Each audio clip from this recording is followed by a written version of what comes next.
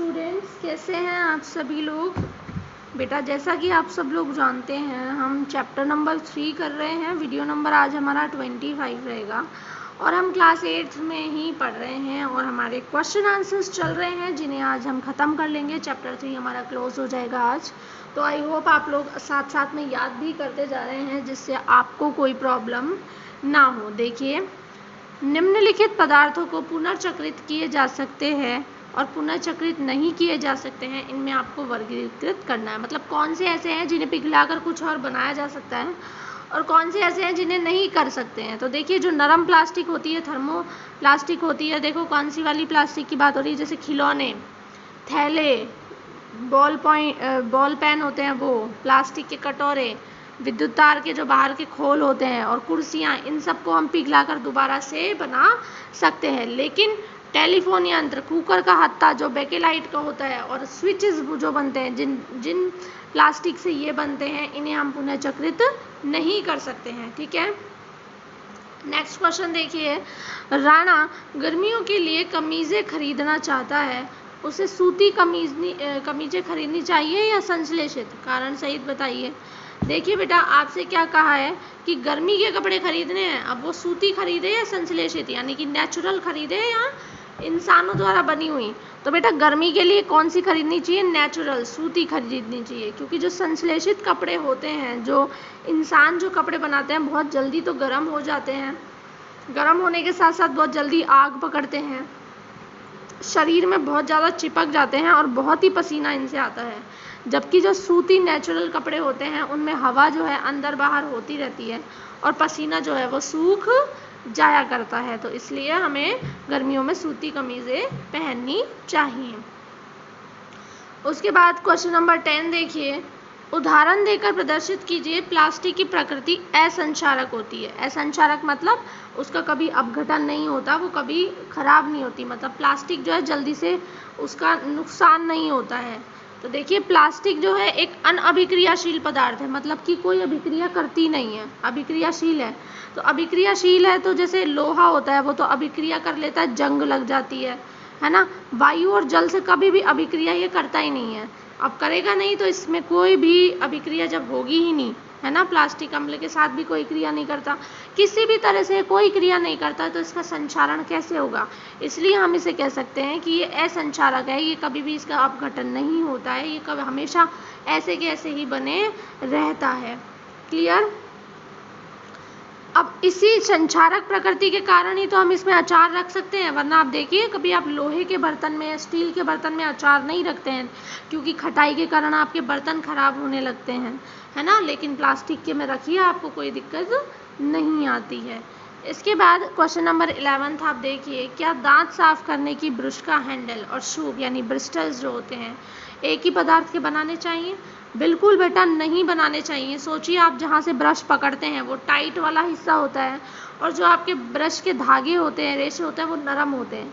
अगर दोनों एक ही प्लास्टिक के बनते तो आपके जो ब्रश के धागे हैं वो क्या नरम होते? क्या आप ब्रश कर पाते अच्छे से? नहीं कर पाते। तो इसलिए नहीं, दांत साफ करने का हैंडल और शूब एक पदार्थ के नहीं बनते हैं, क्योंकि ब्रश का जो हैंडल होता है सख्त पदार्थ का बना होना चाहिए ताकि हम ब्रश को पकड़ लें और चलाना उसको आसान हो। लेकिन ब्रश के जो शूक होते हैं, जो तंतु होते हैं, वो मजबूत भी होने चाहिए पर लचीले, रेशे मुलायम भी होने चाहिए।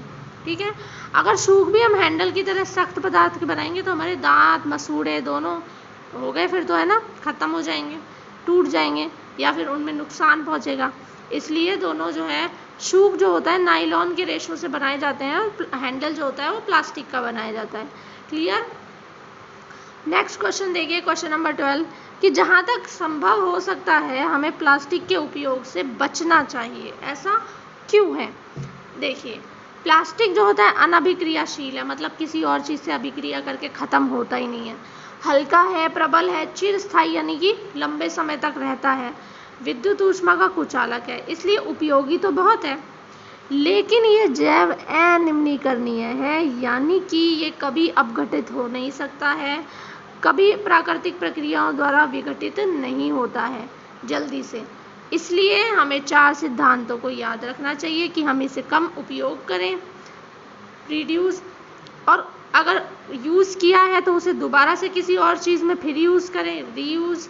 इसे रिसाइकिल करने की कोशिश करें, पुनर्चक्रित यानी कि पिघलाकर दोबारा कुछ बनाएं, और फिर रिकवर यानी पिघलाकर बनाएं दोबारा कुछ और फिर उसको दोबारा से यूज़ लें। तो इस तरह से प्लास्टिक को हमें काम लेना चाहिए। क्लियर है? अब आप देखिए, आपका क्वेश्चन नंबर आया है 13, जिसमें मैच द कॉलम्स है। मैच द कॉलम्स है तो हम देख लेते हैं इन्हें। देखिए, पॉलीएस्टर। पॉलीएस्टर मैंने आपको बताया था ऐसा रेशम जैसा कपड़ा होता है। इस कपड़े में कभी भी सलवटें पड़ती ही नहीं है, ठीक है। उसके बाद आप देखिए टेफ्लॉन। टेफ्लॉन मैंने आपको बताया था कि ऐसा प्लास्टिक होता है, बेकेलाइट और टेफ्लॉन, जिससे कि कुकर के हत्थे बर्तन वगैरह बनाए जाते हैं, है ना, जो चिपके भी नहीं, गर्मी से पिघले भी नहीं, तो न चिपकने वाले भोजन के पात्रों को बनाने में उपयोग लिया जाता है। रेयॉन के लिए मैंने आपको बताया था कि पूरी तरह से संश्लेषित नहीं है, क्योंकि इसमें एक नेचुरल चीज़ का उपयोग किया जाता है, कास्ट की लुगदी। और बचा है नायलॉन। नायलॉन क्या होता है आपको पता है, इतना मजबूत रेशा होता है, मुलायम तो होता है पर मजबूत इतना होता है कि पैराशूट की रस्सियों का भी इसमें उपयोग किया जाता है। देखिए संश्लेषित 14, देखिए संश्लेषित रेशों का औद्योगिक निर्माण वास्तव में वनों के संरक्षण में सहायक हो रहा है। टिप्पणी कीजिए। देखिए बिल्कुल, जो संश्लेषित रेशे हैं उनका जब हम औद्योगिक निर्माण कर रहे हैं वो वनों के संरक्षण में सहायक है, क्योंकि पेड़ पौधों को काटने और जीवों का शिकार करने की ज़रूरत ही नहीं होती। प्राकृतिक रेशे के लिए तो देखो हमें रेशम को मारना पड़ता है, भेड़ों के बाल निकालने पड़ते हैं, है ना, कपास की खेती के काटना पड़ता है। लेकिन जो संश्लेषित रेशे हैं इनका निर्माण औद्योगिक फैक्ट्रियों में हो रहा है, तो यहाँ तो सिर्फ क्या होता है, रसायनों द्वारा बनते हैं और वन द्वारा प्राप्त नहीं होते, इसलिए पेड़ पौधों की रक्षा होती है, वनों का संरक्षण हो सकता है। इसके बाद अब 15 क्वेश्चन देखिए कि एक एक्टिविटी बताइए और बताइए थर्मोप्लास्टिक जो होता है विद्युत के कुचालक होते हैं, ठीक है। तो देखते हैं, प्लास्टिक जो होता है गर्म करने से विकृत हो जाते हैं, मुड़ जाते हैं, उन्हें थर्मोप्लास्टिक कहते हैं। थर्मोप्लास्टिक की बात कर रहे हैं, जैसे पीवीसी को बोलते हैं पॉलीवाइनिल क्लोराइड, और पॉलीथीन आसानी से गर्म होकर मुड़ जाती हैं। अब आप देखिए एक सेल है, उस सेल का एक पॉजिटिव भाग होता है, एक नेगेटिव भाग होता है। तारों से जोड़ दें उसे और बल्ब के साथ थर्मोप्लास्टिक की वस्तु को जोड़ दें और बल्ब जलता नहीं है। मतलब कि आप एक है ना एक पूरे सर्किट में, विद्युत सर्किट में बल्ब से पहले थर्मोप्लास्टिक की कोई वस्तु लगा दें, तो थर्मोप्लास्टिक जो होता है कुचालक है, बिजली को आगे बढ़ने नहीं देगा, तो बल्ब तक बिजली पहुंचेगी नहीं, तो क्या होगा, बल्ब जलेगा नहीं। लेकिन जैसे ही हम थर्मोप्लास्टिक को हटा दें तो बल्ब जल जाएगा। इससे क्या निष्कर्ष निकलता है कि थर्मोप्लास्टिक कुचालक है और विद्युत को प्रवाहित नहीं होने देता, इसलिए बल्ब नहीं जलता, और जैसे ही हटा देंगे बल्ब जल जाएगा। समझ गए आप लोग? तो ये सारे क्वेश्चन आपके हो गए हैं कंप्लीट, और आपका चैप्टर नंबर 3 जो है कंप्लीट। तो अब आपको क्या करना है, सारे क्वेश्चंस लर्न करने हैं। इन सारे क्वेश्चंस को आपको CW के अंदर लिखना है, बोल बोल कर याद करना है। Thank you.